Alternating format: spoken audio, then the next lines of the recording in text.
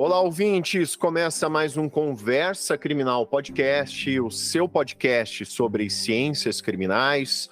Sou Augusto Rodrigues, advogado criminalista, e hoje eu conto com a presença do professor Luiz Bogo, que veio gentilmente à presença aqui do nosso programa para falarmos sobre a questão penitenciária brasileira, que é um objeto de estudo do professor Luiz Bogo. Tudo bem, professor? Poderia se apresentar para os nossos ouvintes, falar um pouco da sua trajetória, do seu objeto de pesquisa, um pouco da sua história?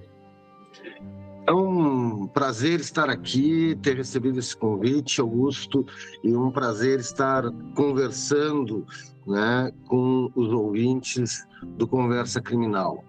Como mencionaste, sou professor na Universidade Católica de Pelotas, no Rio Grande do Sul, zona sul do Rio Grande do Sul, e coordeno um grupo de pesquisa que é vinculado tanto à graduação em Direito como à pós-graduação num programa chamado Política Social e Direitos Humanos. Esse grupo de pesquisa se chama GITEP, Grupo Interdisciplinar de Trabalho e Estudos Criminais Penitenciários. É um grupo aí que foi formado há bastante tempo, lá no final da década de 1990, mais ou menos ali entre 1997 e 1998. Nós fomos, demandados, a universidade foi demandada para fazer um projeto de extensão no Presídio Regional de Pelotas. O Rio Grande do Sul, até explicar para todos os ouvintes, o Rio Grande do Sul ele tem uma malha prisional bastante espalhada pelo estado. São atualmente cerca de 150 estabelecimentos prisionais entre os diferentes tipos de estabelecimento que estão distribuídos em mais de 80 municípios. Então, o Rio Grande do Sul se divide em 10 regiões penitenciárias.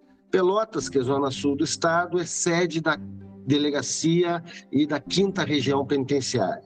Temos no nosso território um presídio, em termos do estado, de um significativo porte. Já chegou a ter uma população encarcerada de mais de 1.000 pessoas, hoje está em torno das 800 pessoas, a nossa população prisional em Pelotas. E daí fomos demandados para fazer um projeto de extensão, aprendendo, a lidar com o ambiente prisional em nível de extensão universitária. Nós encontramos diferentes desafios, entendemos que precisávamos avançar também para outras áreas e principalmente a área da pesquisa, um entendimento melhor disto que hoje entendemos como a questão penitenciária. E a partir de então, esse grupo vem desenvolvendo pesquisas e, claro, com a sua conexão com a pós-graduação e a graduação, temos também algumas ações de extensão, buscamos também desenvolver em nível de dissertações de mestrado, teses de doutorado, também olhares que possam enfrentar essa questão penitenciária. E, professor Luiz, como surgiu esse seu interesse pela questão penitenciária? Enfim, se puder também falar um pouco desse objeto de estudo, por que estudar essa questão? Pois é, acho que desde a faculdade, final da faculdade, começou a me chamar a atenção a situação prisional.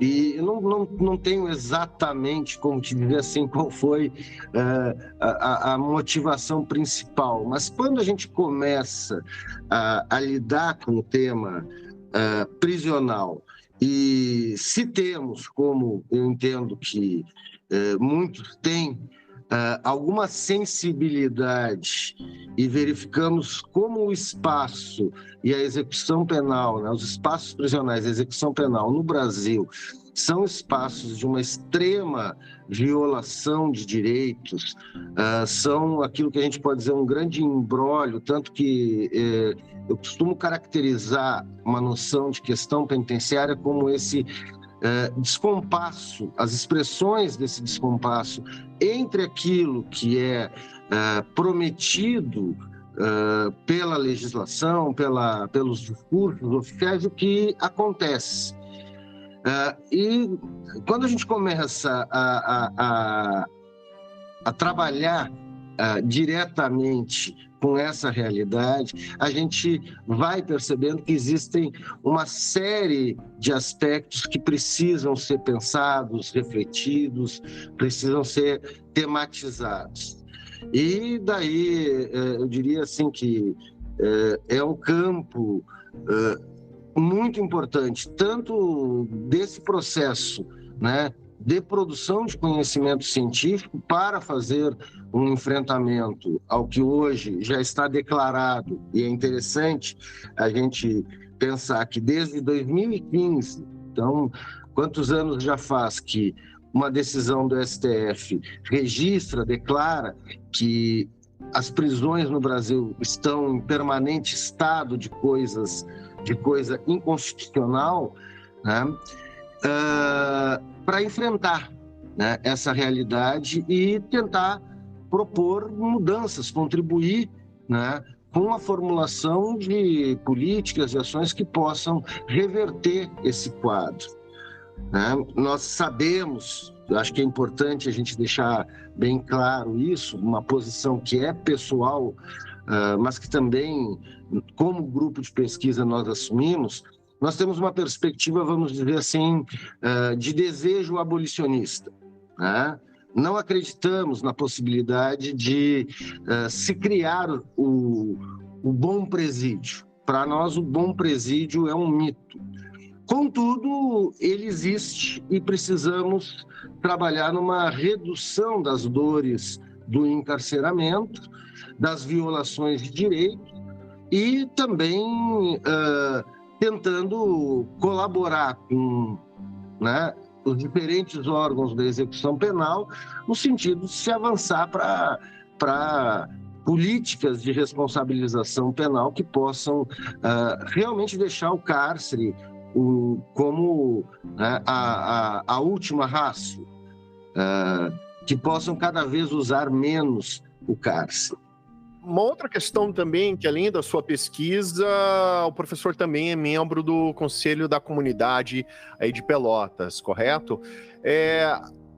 Além, assim, da pesquisa acadêmica, tendo também a sua atuação como advogado e também membro do Conselho da Comunidade, para os nossos ouvintes, o que o professor poderia destacar como um problema crônico do nosso sistema carcerário que a gente possa, digamos, colocar assim, de violações de direitos humanos ou mesmo de não cumprimento do que dispõe a nossa lei de execução penal? Então, a partir disso, assim, problemas que normalmente o professor possa destacar. O nosso, sem colocar numa hierarquia de qual ou quais os principais problemas, porque eles se entrelaçam, mas nós sabemos que o Brasil encarcera excessivamente. Somos o país com a terceira maior população prisional do planeta, enquanto alguns países, por diferentes motivos, começam a ter, né, uma diminuição da sua população encarcerada. Nós temos uma linha ascendente do encarceramento. Tivemos aí no período da pandemia, sobretudo, uma queda, mas voltamos, né, a crescer o nosso encarceramento. Há um uso excessivo das prisões cautelares, chegamos a ter estados, unidades da federação que têm cerca de 70% da sua população prisional de presos chamados provisórios. E tudo isso dentro de estruturas físicas que são desde precarizadas, mas que também, quando estão super lotadas, há uma degradação completa das condições de vida daqueles sujeitos e também do seu entorno, né? Uma coisa que nós gostamos de chamar a atenção, que quando se faz um trabalho de enfrentamento da questão penitenciária, não se está só pensando na população privada de liberdade, do preso, como se costuma dizer, mas também a seu entorno. A nossa primeira pesquisa, né, feita lá no final dos anos 90, justamente quando nós nos defrontamos com a dificuldade de desenvolver um trabalho de extensão dentro de um ambiente prisional, nós resolvemos pensar sobre o papel do servidor, né, o agente penitenciário, que agora, né, a partir da emenda constitucional, vamos começar a tratá-los como policiais penais, mas fomos procurar pesquisar sobre os impactos desta atuação laboral em ambientes prisionais. Fizemos uma pesquisa que depois ficou chamada, né, foi publicada como a prisionalização do agente penitenciário. Isso foi muito importante, quero, até pensando aí que estamos num podcast situado, né, no Paraná, tivemos aí o professor Pedro Rodolfo Bodê de Moraes, né, como um pioneiro da reflexão sobre a construção da identidade dos servidores penitenciários, do agente penitenciário. Então, o que se identifica é que todos aqueles que têm um contato mais ou menos, né, intenso com o cárcere, eles são impactados, né? Esse processo especial de socialização, que é bem diferente daquele que nós temos numa sociedade extramuros, ele impacta a todos. Então, quando se pensa a questão penitenciária, nós temos que pensar que existe uma gama de grupos que precisa ser olhado, né? Obviamente que a população prisional em si, que é a que sofre os maiores impactos desse estado de coisa inconstitucional, mas também, né, servidores penitenciários, familiares de ambos os grupos, de repente também uma série de outros profissionais que com mais ou menos intensidade se aproximam do cárcere. E voltando agora, passando para os conselhos da comunidade, também é importante nós pensarmos que a sociedade precisa se envolver com uma criticidade e com um protagonismo político mais intenso para o enfrentamento da chamada questão penitenciária.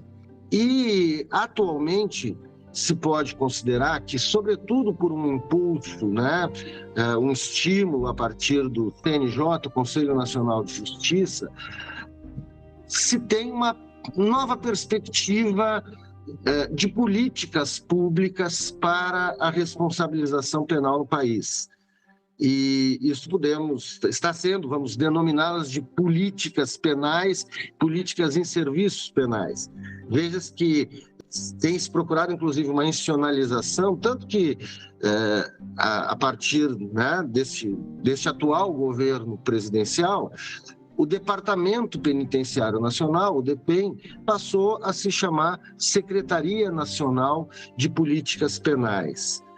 As políticas penais, elas estão se propondo a trabalhar com o acionamento da máquina estatal frente, né, ao ato infracional, frente à necessidade de responsabilização, mas de uma maneira que não fique restrita só ao uso do encarceramento, como tem sido a regra no nosso país, mas que se possa pensar tanto alternativas penais, a própria monitoração eletrônica, e também se estruturar um conjunto de serviços, tanto relacionados, né, com o cárcere, mas também fora do cárcere, que possam abarcar a oferta, né, a disponibilidade de acesso a direitos, vamos colocar nesse nível, direitos sociais que favoreçam com que aquela pessoa possa ter uma trajetória distinta do que a sua relação com o sistema de ilegalidades, com a criminalidade. E, nesse aspecto, o papel da sociedade, vamos lá de novo, assim, em termos de conselhos da comunidade, em termos também de instituições como as universidades, que podem contribuir, né, tanto no nível da pesquisa, como no nível de projetos de extensão, de apoio a outros órgãos, como também aos serviços, ele é extremamente relevante. Fico feliz, mais uma vez vou mencionar o fato, né, de o Conversa Criminal e tu, Augusto, como, né, o protagonista desse podcast, serem do Paraná. Porque hoje nós identificamos no Paraná talvez a melhor estruturada e organizada rede de conselhos da comunidade do país, né? Temos aí né, vamos dizer assim, o guarda-chuva da FECOMPAR, a Federação dos Conselhos da Comunidade do Paraná, uma rede de conselhos bastante atuante, que tem conseguido, claro que todo conselho ele tem as suas características pelos seus arranjos locais, mas tem conseguido fazer uma atuação, um trabalho bastante potente, né? Deixando aquela imagem, ou avançando para além daquela imagem que nós temos de muitos conselhos, que são conselhos um tanto quanto assistencialistas, né? Que acabam tão somente suprindo as negligências e as ineficiências do Estado. Nós precisamos de conselhos que tenham um protagonismo e um compromisso com o enfrentamento da questão penitenciária muito claro. Como tu bem sabes, uma das grandes atribuições dos conselhos da comunidade é a fiscalização dos estabelecimentos penais, que deve, né, se sugere até pela própria legislação, que aconteça no mínimo mensalmente. Então é muito importante que a sociedade adentre ao cárcere, perceba, identifique quais são as inadequações e que explicite, cobrando os demais órgãos da execução penal, essa alteração. É importante que os conselhos da comunidade apoiem para que essas estruturas que estão sendo pensadas a partir dessa arquitetura, né, das políticas penais, que vão desde centrais de apoio na audiência de custódia, ou seja, que procuram já captar. Vejamos, hoje a porta de entrada num ciclo penal de um indivíduo tende a ocorrer muito focado na audiência de custódia, prisão flagrante, audiência de custódia, e como um resultado da audiência de custódia, já podem ser identificadas demandas de uma atenção a esse indivíduo que o remeta para uma rede que, via de regra, está situada no município, né, de serviços vinculados a direitos sociais, tanto para ele como para a sua família, né? Então, essa estrutura ela é importante que exista no município. O conselho tem uma relevância para a existência dessa estrutura e também apoiar o seu desenvolvimento. Quando chegamos na porta de saída, que é a condição de egresso do sistema prisional, temos também hoje a proposição dos chamados escritórios sociais, né? Também um outro ente, a partir dessa arquitetura institucional, que, mais uma vez, precisa receber o apoio, né, do Conselho da Comunidade, um protagonismo para uma efetividade de ações que possam também atuar no desencarceramento, né, na redução da utilização da pena privativa de liberdade, o que não significa, e isso também é importante que a gente destaque, que não significa uma impunidade. Em todo momento, nós temos que seguir pensando que há dentro dessa perspectiva, mesmo que sem o uso excessivo e, quiçá, né, tenho que me manter dentro da minha convicção abolicionista, né, quiçá o abandono do uso do encarceramento, não necessariamente significa uma sociedade que não responsabilize as pessoas, não sancione as pessoas por atos lesivos que venham a produzir dentro da sociedade.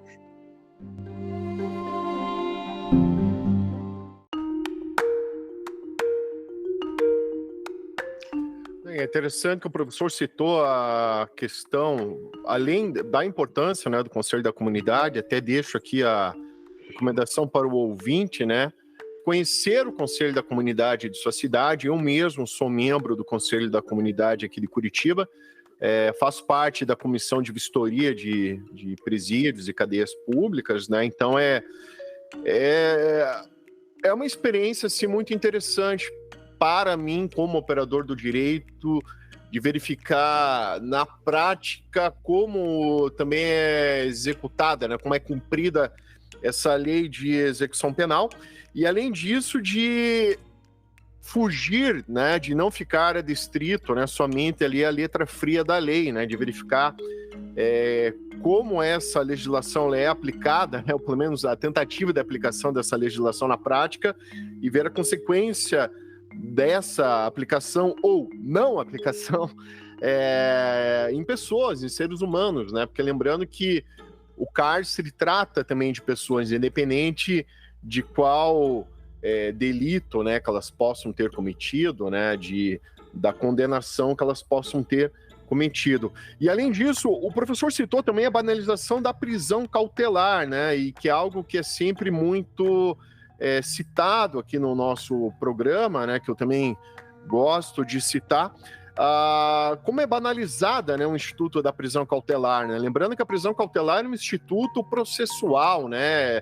Estamos ali encarcerando uma pessoa no curso do processo ou mesmo da investigação, uma pessoa que nem condenação teve, e muitas vezes eu observo que os juízes acabam aplicando uma prisão cautelar sem observar a necessidade do processo, né? Os requisitos ali contidos no artigo 312 do Código de Processo Penal, e fixam uma prisão cautelar com base apenas na gravidade em abstrato do crime, né? Um caso recente que aconteceu comigo aqui na região metropolitana de Curitiba, que eu observei, um rapaz que foi acusado da participação em um triplo homicídio, ficou quase 3 anos preso cautelarmente.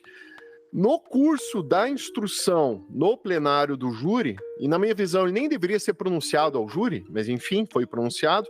No curso dessa instrução, verificou-se que não havia nenhum elemento, nem mesmo para denunciá-lo, e o promotor acabou até pedindo a absolvição dessa pessoa, ou seja, ficou preso cautelarmente por quase 3 anos, para que no curso da instrução o promotor, né, um membro do Ministério Público, viesse a pedir a sua absolvição. O que eu quero dizer?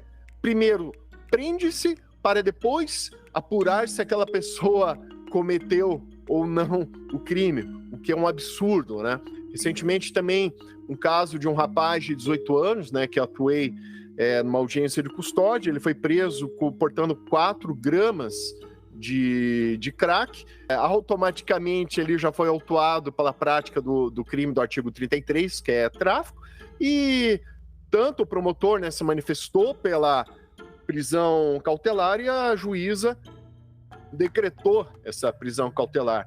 E ali no fundamento, vou chamar assim de puramente moralista, né, pouco jurídico, a meu ver. Argumentaram, né, fundamentaram muito em base da autopericulosidade, do alto índice de dependência que esse tipo de entorpecente pode causar, muito associado, né? Esse argumento do promotor até, muito associado a crimes patrimoniais, e com isso, com um argumento puramente moralista, a meu ver, foi decretado, convertida aquela prisão em flagrante numa prisão cautelar. E eu mesmo ali como advogado, eu até sustentei, né, que aquele rapaz, né, por ser réu primário, um crime sem violência ou grave ameaça, ainda seria apurado na instrução processual a hipótese ali da posse para consumo, né, contida ali no artigo 28 da Lei de Drogas, e mesmo se ele viesse a ser condenado pelo tráfico, né, do artigo 33, seria ainda aplicado o tráfico privilegiado, né, porque ele atendia as circunstâncias, ele, no caso concreto, para o tráfico privilegiado, e hoje ainda tem entendimento sumulado, né, de súmula vinculante, que para o tráfico privilegiado é aplicado até uma pena em regime aberto. Mesmo com todos esses argumentos, né, foi mantida a prisão cautelar dele, com base na gravidade em abstrato do crime. Então, é uma crítica que eu sempre gosto de trazer aqui no nosso programa, manter, dessa banalização da prisão cautelar, principalmente nessas hipóteses de gravidade em abstrato do crime, e, infelizmente, ignoram completamente, né, o disposto ali no 312 do CPP e também das cautelares diversas da prisão, ali contido no nosso artigo 319 do Código de Processo Penal. Então, professor, eu fico muito indignado com essa banalização da prisão cautelar, né? O professor também, que atuou como advogado, né? Nessa tua experiência, também, observação, a lei de drogas, ela acaba sendo também um grande vilão, né? Não só a lei de drogas, mas muitos crimes patrimoniais, né? Nessa questão de banalização da prisão cautelar. E até a pergunta que eu normalmente me faço e faço aos meus colegas, né? Será que esses juízes, esses promotores, né? Esses promotores que se manifestam por uma prisão cautelar, ou esses juízes que decretam essa prisão cautelar sem fundamento, será que eles conhecem o nosso sistema carcerário? Será que eles conhecem as mazelas do nosso sistema? Então, Augusto, tu traz um ponto que eu acho que é muito interessante, vou aproveitar assim para relatar uma experiência também própria, né? Que entendo que a gente está tratando e se precisa pensar muito em termos de Brasil, vamos dizer assim, vamos chamar das nossas sensibilidades, né? Tanto as sensibilidades sociais como as sensibilidades, inclusive, desses próprios operadores do direito. Quando eu estava no processo, né, de doutoramento, o meu campo de pesquisa envolveu entrevistar os juízes também da execução penal aqui na 5ª Região Penitenciária do Rio Grande do Sul. São 6 estabelecimentos penais em 6 comarcas diferentes, a nossa região penitenciária, e na época, em cada comarca havia um juiz que jurisdicionava na execução penal. Hoje a nossa realidade é um pouco diferente, temos uma vara regional e talvez possamos até discutir se até que ponto é interessante ou não essa concentração da jurisdição da execução penal em varas regionalizadas ou não. Mas foi muito interessante, as cidades aqui da região sul do estado são municípios de pequeno e médio porte, e ao conversar com um juiz na comarca de Jaguarão, que é uma cidade, inclusive, fronteiriça entre Brasil e Uruguai, uma cidade gêmea, vamos chamar assim, comentando com ele, né, na entrevista, buscando aqueles dados, bom, a sua trajetória como magistrado, a sua relação com o sistema prisional, e ele chegou a declarar naquele momento assim que ele vinha de uma comarca na qual, né, na sua atuação antes da comarca de Jaguarão, na qual ele atuava na área criminal também, mas não havia presídio. Então, ele não tinha o contato como juiz com o estabelecimento penal. E ao chegar em Jaguarão, ele assumiu, né, a vara que tinha a jurisdição da execução penal e, cumprindo as suas funções, foi conhecer o presídio, passou a fazer as visitas regulares ao estabelecimento penal.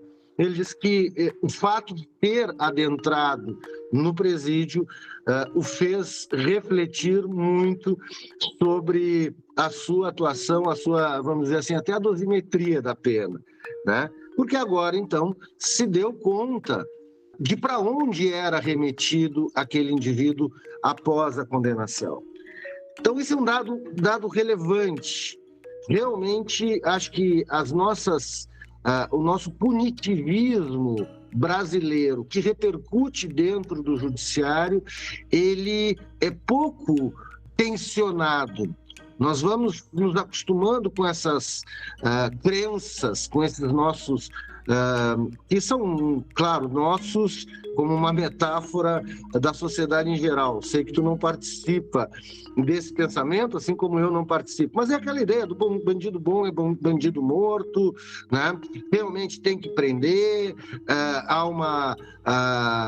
E resignação quando, porque a polícia prende, logo depois a pessoa está solta.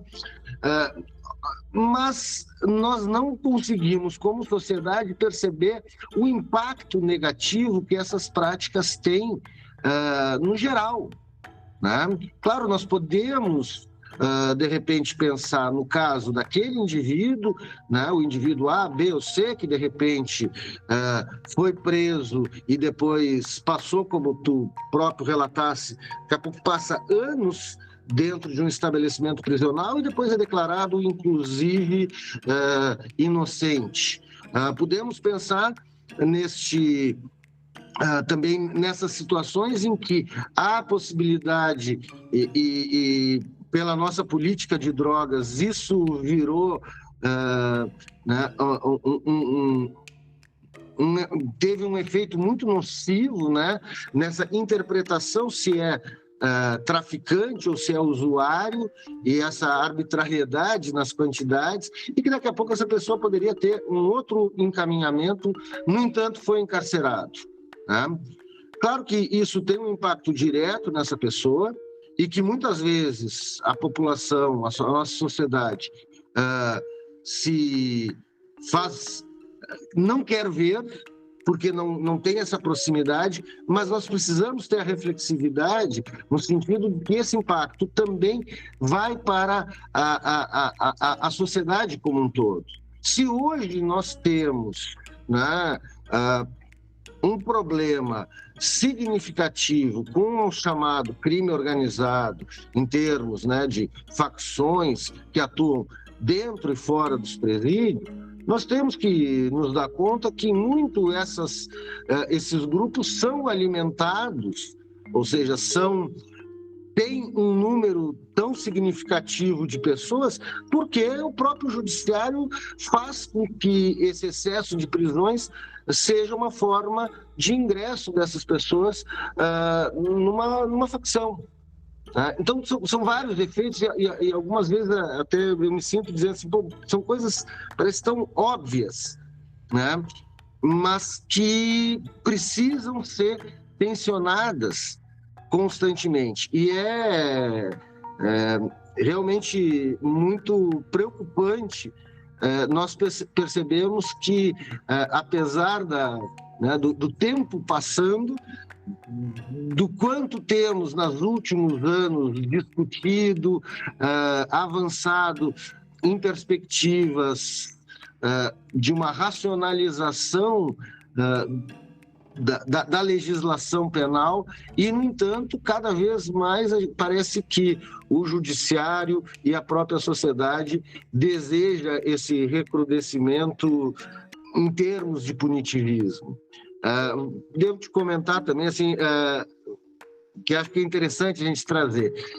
Recentemente, aqui na Universidade Católica de Pelotas, houve um evento e tivemos a oportunidade de receber o Dr. Aury Lopes Júnior, né, que é um autor destacado em termos, né, de uma reflexão crítica também do processo penal.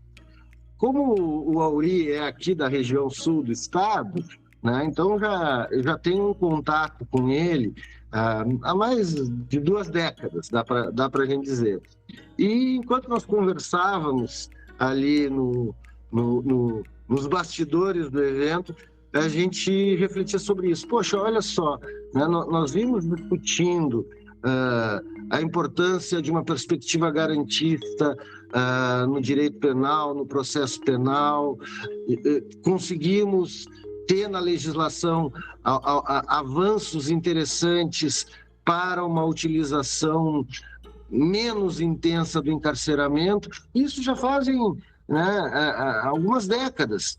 E, no entanto, cada vez a gente vê que os novos juízes, promotores, têm uma sensibilidade contrária, têm aguçado o punitivismo.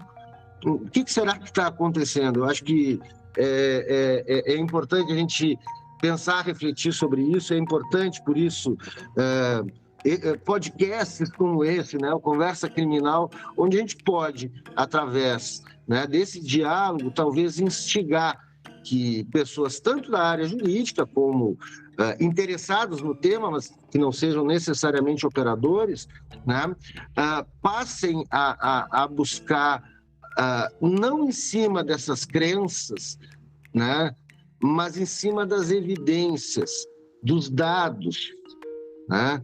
Quando nós olhamos para uma população encarcerada, claro que nós encontraremos alguns sujeitos até perversos, mas a grande massa, né, é reflexo de uma carência, negligência, ausência de efetividade de acesso a direitos sociais, a políticas sociais, e que, dentro desse contexto, acaba sendo capturada tanto, né, pelo mundo do crime, mundo das ilegalidades, como também capturada por um sistema que só agrava a sua situação, né? Muitas vezes me dizem assim, olha, Luiz Antônio, tu estás vinculado a um programa de pós-graduação que tem, né, seu nome é Política Social e Direitos Humanos, né?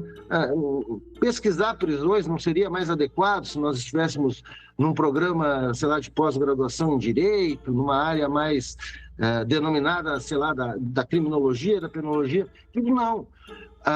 Faz todo sentido que num programa da área das políticas sociais a gente pense a questão prisional, porque a questão prisional ela está muito vinculada com a ineficiência das políticas sociais, do acesso a direitos sociais, que acabam gerando aquela população que é preferencialmente capturada pelo sistema de justiça criminal e dentro da prisão, não obstante a nossa legislação seja muito clara, né, quanto, ainda que use o termo ali assistências na lei de execução penal, que o Estado deve assistir a pessoa privada de liberdade, tanto, né, dos seus recursos materiais, tanto do acesso à saúde, o acesso à educação, né, assistência jurídica, religiosa, quer dizer, as diversas assistências que nada mais são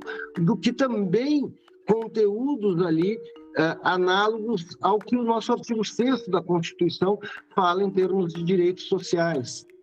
Então, a perspectiva de que o encaminhamento por enfrentamento, né, seja da questão penitenciária, seja de uma violência urbana, seja de uma criminalidade, né, passam muito mais por um investimento em políticas públicas, em políticas sociais, do que propriamente por um recrudescimento do cárcere, por um punitivismo mais intenso, né? E é importante que a gente estimule que tanto o operador do direito faça essa reflexão, como a sociedade em geral. Por isso, mais uma vez, vamos voltar a esse ponto, a importância da gente pensar os conselhos da comunidade, pensar a articulação em rede, pensar o papel do município também no lidar com a responsabilização penal e fazê-la, né, de uma maneira que a gente possa considerar que corresponde a uma sociedade democrática, um Estado de Direito, uma sociedade civilizada, uma sociedade que valoriza, né, e se pauta pela dignidade humana.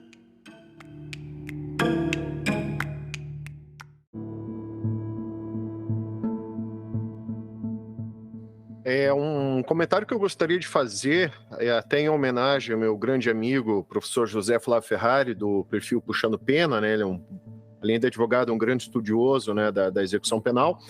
E uma coisa que o Zé Flávio falou é que, até achei curioso, é uma provocação que eu deixo aqui para o ouvinte que é estudante ou operador do direito, né? Ele disse, abre aspas, que estudar direito emburrece a gente. E em que pesa essa provocação, né? Eu mesmo sou advogado, mas eu acho que é uma provocação que é bem-vinda, sabe? Porque, de fato, eu acho que estudar direito emburrece a gente mesmo. Porque a gente fica muito adstrito ao estudo da letra fria da lei e a gente acaba, muitas vezes, se tornando um burocrata, simplesmente, né? Ainda mais nesse momento, né, que a gente tem o fenômeno, né, dos concurseiros, né, que as pessoas ficam só ali no estudo da letra fria ou da jurisprudência, né? Natural, as pessoas estão ali em busca do seu cargo, do seu lugar ao sol e enfim, uma forma de conseguir um cargo público para poder sobreviver, né? Justo, né? Mas algumas questões que a gente tem que considerar para não ficar somente nessa letra fria, como eu citei, nesse emborrecimento burocrático, né, do direito, entender que isso tem reflexões no nosso mundo real, né? Como eu citei, a importância, né, de fazer parte do conselho da comunidade ou ao menos visitar uma unidade prisional.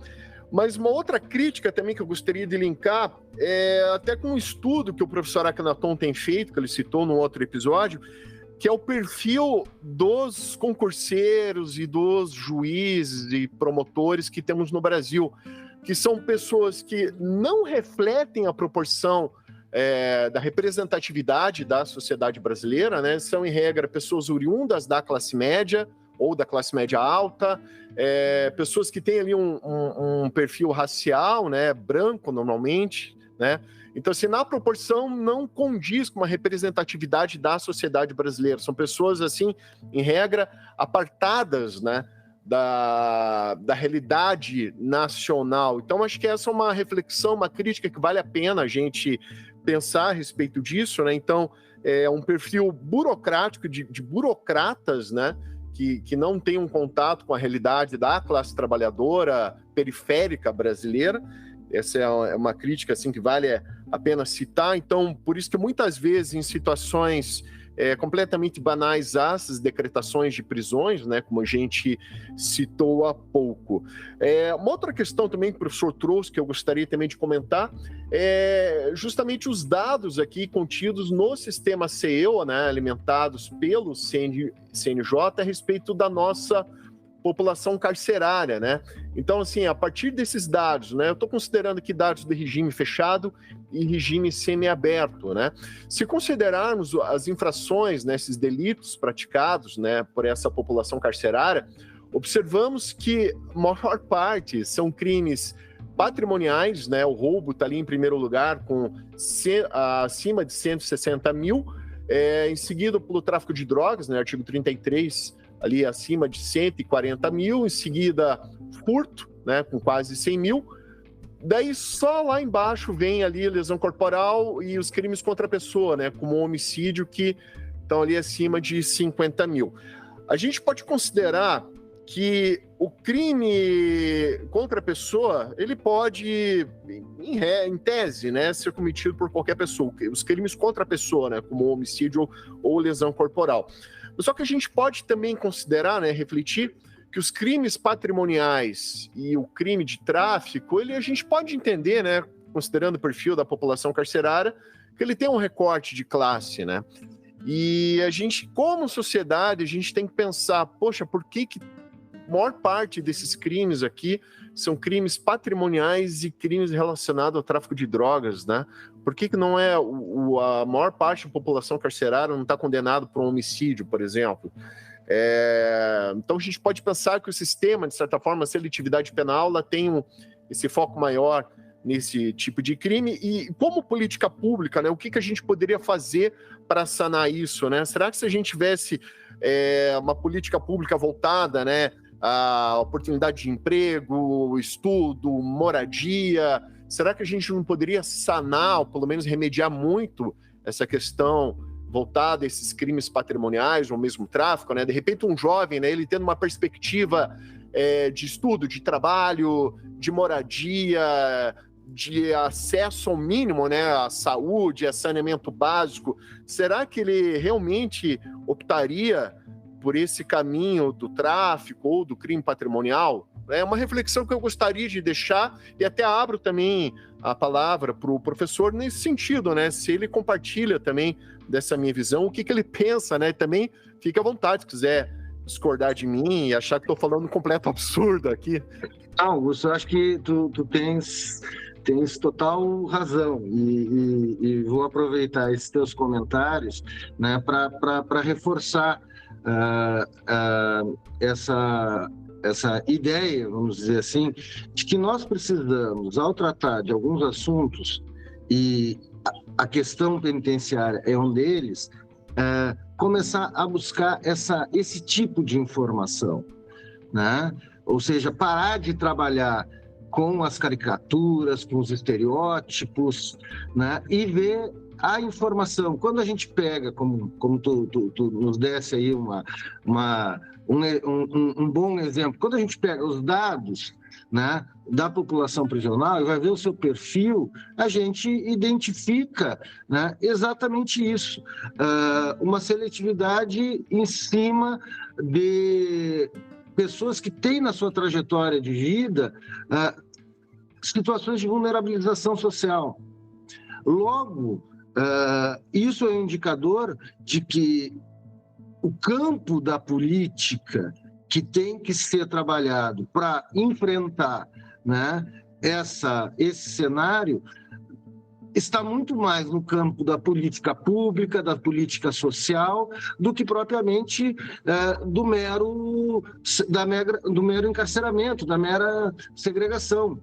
Vou rapidamente só trazer um dado. Nós fizemos uma pesquisa aqui pelo GITEP, alguns anos atrás, em cima da situação do Instituto do Auxílio Reclusão, né? Que, veja, pensando nesse instituto, veja como, mais uma vez, né, a nossa sensibilidade social deturpou completamente a perspectiva da importância desse instituto, chegando inclusive a chamá-lo, né? Ele ficou conhecido como a Bolsa Bandido, né?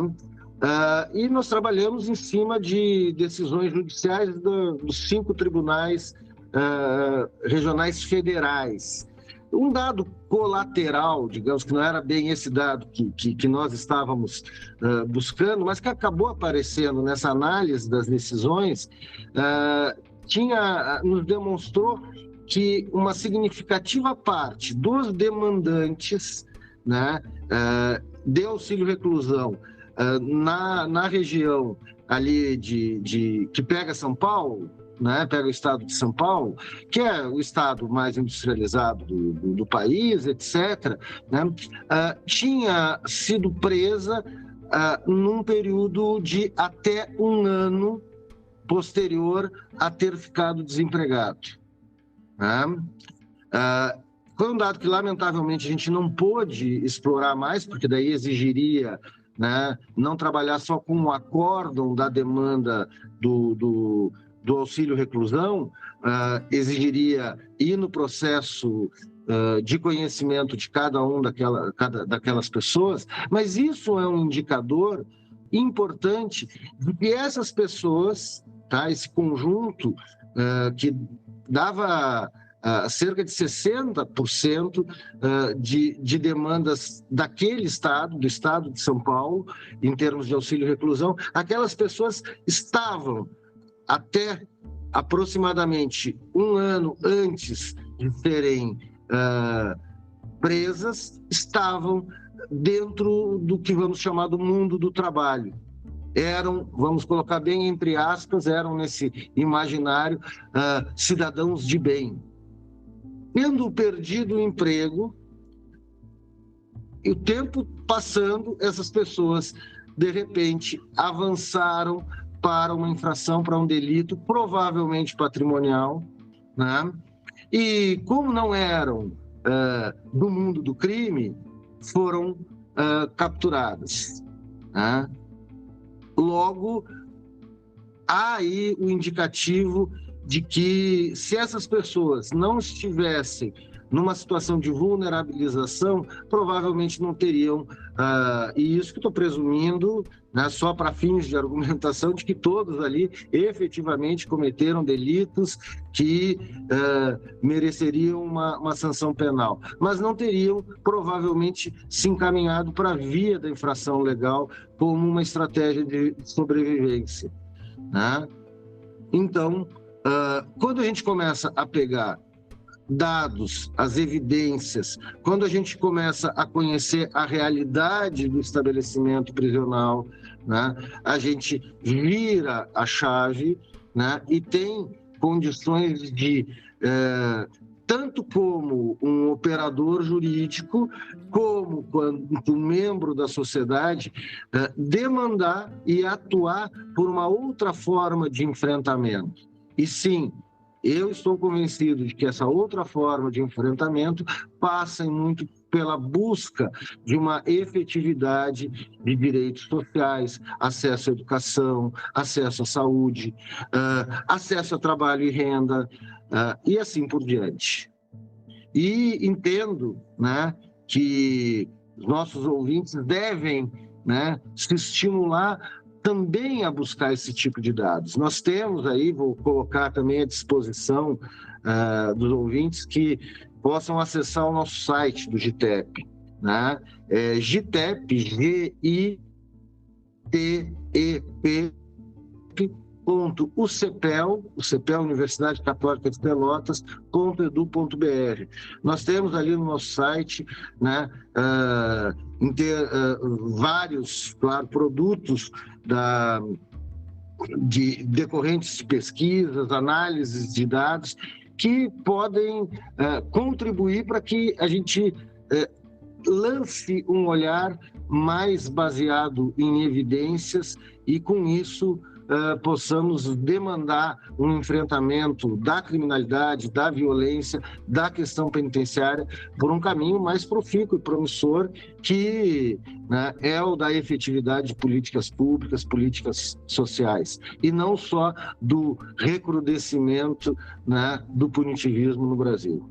E questão do recrudescimento do punitivismo, quero também deixar aqui registrada a minha crítica também.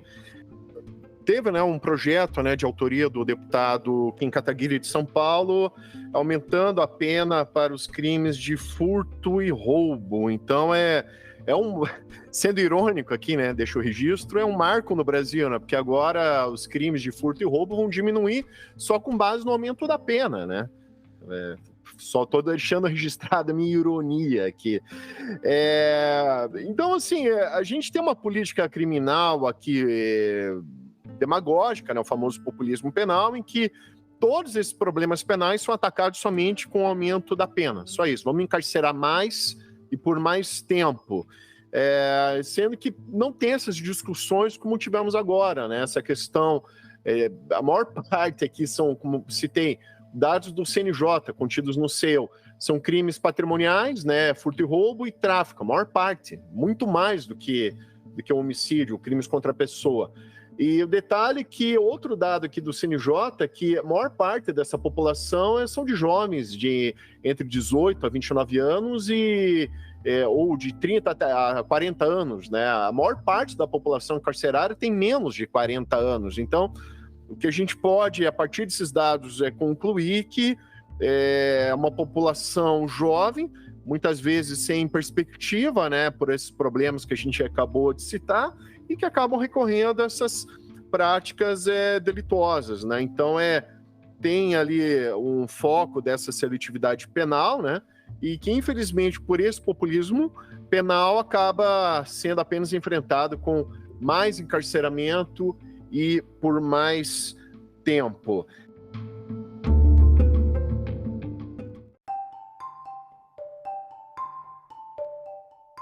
Professor, estamos caminhando para o final do nosso programa. Também deixo aqui o espaço aberto, né, para as suas considerações finais, né? Se quiser também passar mais algum recado para os ouvintes, abordar algum tema aqui que não foi discutido nesse episódio, também se quiser fazer alguma recomendação, por favor, fique à vontade. Augusto e ouvintes, eu quero, na verdade, registrar um agradecimento, né, pelo convite de poder participar aqui do Conversas Criminais, trazendo, né, um tema que digamos, não é agradável de tratar, mas é importante da gente refletir sobre ele, né? E agradecer a oportunidade de tentar colocar aqui, a partir desse nosso diálogo, uma outra perspectiva em relação ao enfrentamento da questão penitenciária e uma perspectiva que valoriza, né, o horizonte de uma sociedade civilizada, de uma sociedade